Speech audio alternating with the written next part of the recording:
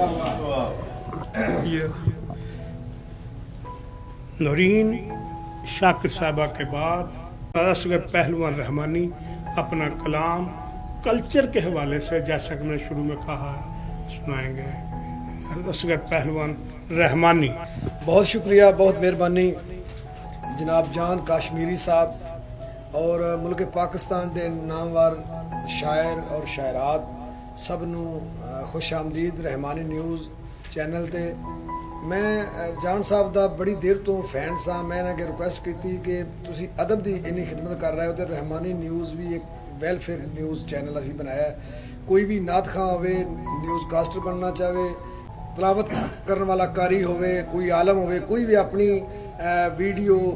अपना कलाम दुनिया को विखाना चाहता तो असी और तो कोई फीस नहीं लवांगे। अल्हम्दुलिल्लाह जान साहब का शुक्रिया, क्योंकि मेरे बहुत अच्छे दोस्त भी ने, मेरे नाल इन्हां दा बहुत प्यार है तो साडा तल्लक भी जिवें एक दोस्त, जिवें सहेलियां, जिवें ऐसी बेतकल्लफ दोस्त हाँ। अभी जी सैमा ज़िया राणा साहिबा, मैं इन्हां दा बेहद मशकूर हाँ कि सरगोदा तो बिलखसूस अज दे साडे मुअज़्ज़ज़ मेहमान में, और इफ्तिखार शाहद साहब, अनमोल गोहर जी, जितने भी साडे मेहमान ने, पिंडी पट्टियां तो खसूसी तौर पर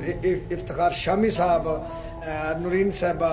सब का बहुत बहुत शुक्रिया कि रहमानी न्यूज़ चैनल ते ईद वाले दिन मैं सारा का शुक्रिया अदा करना, क्योंकि जान साहब जिहड़े ने शायर जिन्ने चंगे शायर ने उन्ने सख्त बंदे भी ने, तो मेरे दिल में इन्हों का एहतराम है, मैं इन्हों दिलों एहतराम करना। बहुत शुक्रिया जान साहब। छोटा मोटा पंजाबी कल्चर ते लिखना वा तो इन्हों की मेहरबानी, चलो मैनू भी वड्डे शायरां दे बैठण का मौका मिल जाता है। सोने देस पंजाब तो मैं सदके जावां, सोने देस पंजाब तो मैं सदके जावां, लाइयां डाडियां रौनकां इत्थे, लाइयां डाडियां रौनकां इत्थे पंज दरियावां, सोने देस पंजाब तो मैं सदके जावां, एदी मिट्टी खुशबू वंडदी लैंदे ते चढ़दे, दुश्मन इनू वेख वेख के दूरों पैने सड़दे, एदी मिट्टी खुशबू वंडदी लैंदे ते चढ़दे, दुश्मन इनू वेख वेख के दूरों पैने सड़दे, अणखी पुत्तर जमदियां ने, अणखी पुत्तर जमदियां ने पंजाबी मावां, सोने देस पंजाब तो मैं सदके जावां,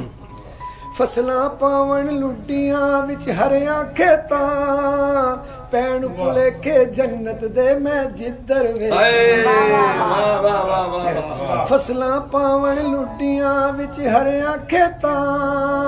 पैण भुलेखे जन्नत दे मैं जिधर वेखां, किवें पलावां सज्जणों, किवें पुलावां सज्जणों बोड़ां दियां छावां, सोने देस पंजाब तो मैं सदके जावां, टोली टोल बजावन दे नचन कोड़ियां घोड़े, मुंडे झूमर पांदे नाले गावन दौड़े, टोली टोल बजावन दे नचन कोड़ियां घोड़े, मुंडे झूमर पांदे नाले गावन दौड़े, डेरे लाए रल के थे, डेरे लाए रल के थे खुशियां चावां, सोने देस पंजाब तो मैं सदके जावां, कोल कबड्डी नेज़ाबाजी विच वरासत आई, गैरां तो नहीं सिखिया असगर वड्डियां जाच सिखाई, कोल कबड्डी नेज़ाबाजी विच वरासत आई, गैरां तो नहीं सिखिया असगर वड्डियां जाच सिखाई,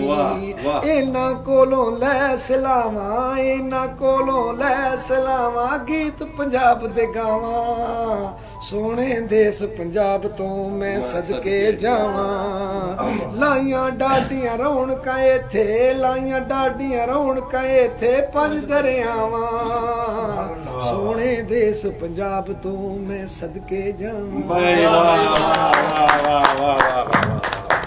ये थे असगर पहलवान रहमानी जो पंजाब रंग की मुख्तलिफ झलकियाँ दिखा रहे थे। ये इन्हीं का हिस्सा है, वरना लोग तो इस सकाफत को भूलते जा रहे हैं। बड़ी स्पीड से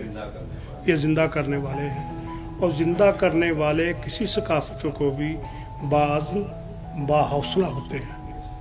उनके जो अज़ाइम हैं उनमें किसी किस्म की लफ्ज़ की गुंजाइश नहीं होती। यकीनन अस्कर पहलवान रहमानी भी इन्हीं जैसे लोगों में शुमार हैं।